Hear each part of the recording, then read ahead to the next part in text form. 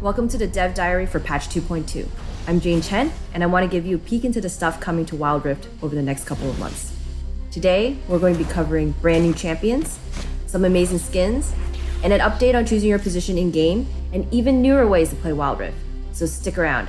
This is our biggest patch yet, so let's get right into it. We want to officially welcome all the players in the Americas into the open beta. We know you've been patiently waiting, and we're thrilled to finally launch Wild Rift in your region. To get you caught up to speed, we're introducing a special limited time event called Wild Welcome. During this time, you'll earn champions and other content faster to help you get started. Of course, that's in addition to the rewards you'll receive for your time and investment in League of Legends by logging in using your Riot Games account. Very soon, we'll be adding in-game support for Arabic. It's taken us some time to get it ready because we've adjusted the game's UI layout completely so it should feel natural to navigate around. Let us know what you think and where we can improve.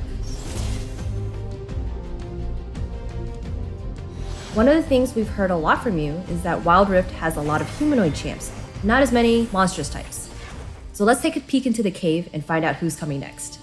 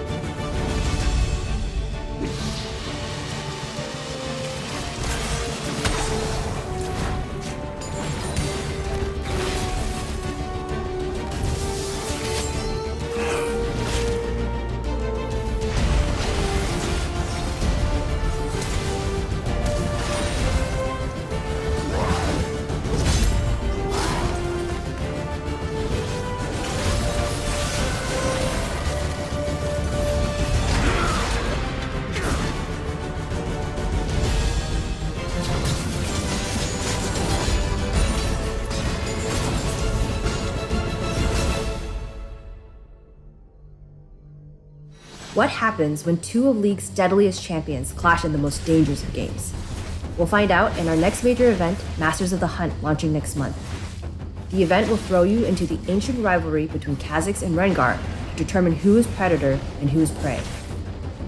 We're also introducing a new gameplay system specifically for this event. We'll have more details coming soon, including rewards, so stay tuned for more.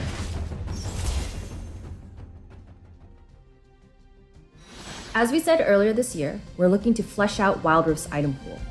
Patch 2.2 brings a few new items and tweaks, including refreshing the item icons so they more closely match the ones on League PC. Let's dive in. We're adding Frozen Heart, Force of Nature, and Sunfire Aegis to help flesh out the item pool for tank players. Sapphire Crystal now has the Mana Charge passive on it, so you can stack earlier and evolve your Tear of the Goddess items sooner. Sheen no longer builds out a Sapphire Crystal, making it a more accessible choice to non-mana users. Outside of items, the summoner spell Ghost wasn't seeing a lot of use, so we're updating it as League PC has. It should now be stronger and more fun to use. Its top speed is reduced, but the buff lasts longer now, and on takedown, your speed boost will be reapplied, so now everyone can get excited, just like Jinx. Finally, we're changing the way champions play with higher attack speed. Right now, stacking a bunch of attack speed basically makes you feel like you have no windup on your attacks, giving you an easy way to flawlessly kite or chase as a high-powered marksman. We're adjusting this so it's not so forgiving. We'll be keeping an eye on win rates closely to make sure it doesn't feel too bad for dual laners. Over the past few months, we've been gathering your feedback about quality of life features you want to see in the game. We've heard you, and we're adding some features to make your experience better. We're adding new pings to give you a way to say, enemy missing, and enemy has vision here. For advanced customization, you can now tune the dead zones on your ability buttons. The bigger the dead zone, the harder it is to accidentally aim when tapping abilities. We've added more clarity around when neutral objectives spawn on the minimap. And you can now optionally hide player names in-game, or choose to display champion names instead.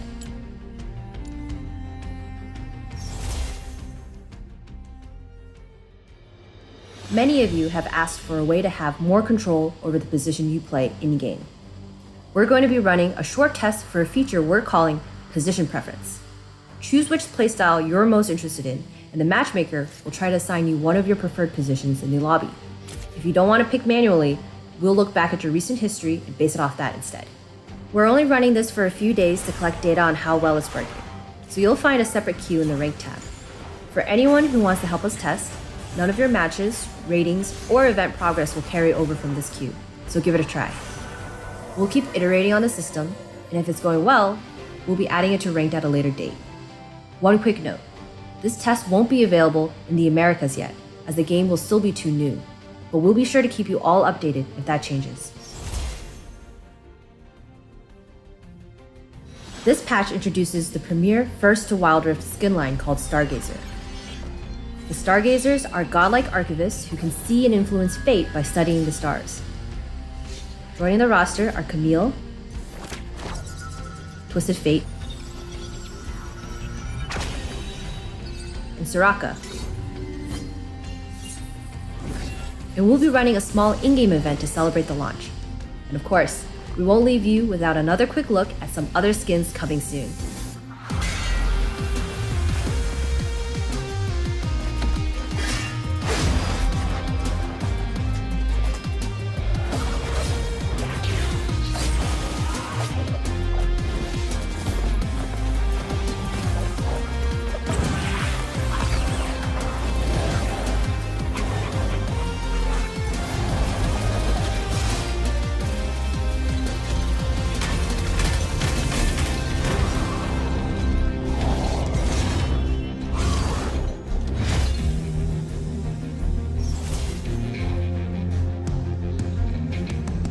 Later in the patch, we're introducing the Wild Pass, a way to get more stuff just for playing. Here's how it works. The Wild Pass works just like you'd expect, leveling up as you play, rewarding you with skins, currencies, icons, emotes, baubles, and other goodies along the way. You can upgrade your Wild Pass at any point to claim all the content you've earned so far. And if you don't decide to upgrade, all players can still earn blue motes and Poro coins from the pass totally free of charge. There's also the Wild Pass Elite, which comes with some extra missions and XP to help speed up your progress. Reaching level 50 on the Wild Pass grants an exclusive skin, Explorer Jax, to show the world how far you've come. But things don't stop there. There are some extra bonus rewards to help you add more content to your collection. Let us know what you think when it rolls out at the start of Wild Rift's second ranked season in April. Finally, starting this patch, we'll temporarily bring a player-favorite game mode from League of Legends. That's right, all random, all mid, or ARAM is on its way. So starting soon, we'll be releasing a temporary test for ARAM on all servers.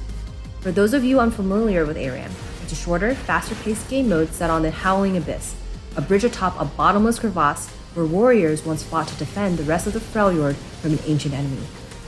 Compared to Wild Rift's 3 lanes, in ARAM, there's only one. And instead of picking your champion, you're assigned a random one from your pool. Of course, just like in PC, if you have available rerolls, you can try again to get a champion you like better. There's also a new 2-part summoner spell called Mark Dash. Use Mark to throw a snowball at your enemies, and reactivate it to dash to them, similar to Lee Sin's first ability. Melee fighters and tanks can use this to instantly get the party started. Now this is just the first step. Not everything is going to be balanced or polished, so we'll need a lot of feedback to make this a better experience.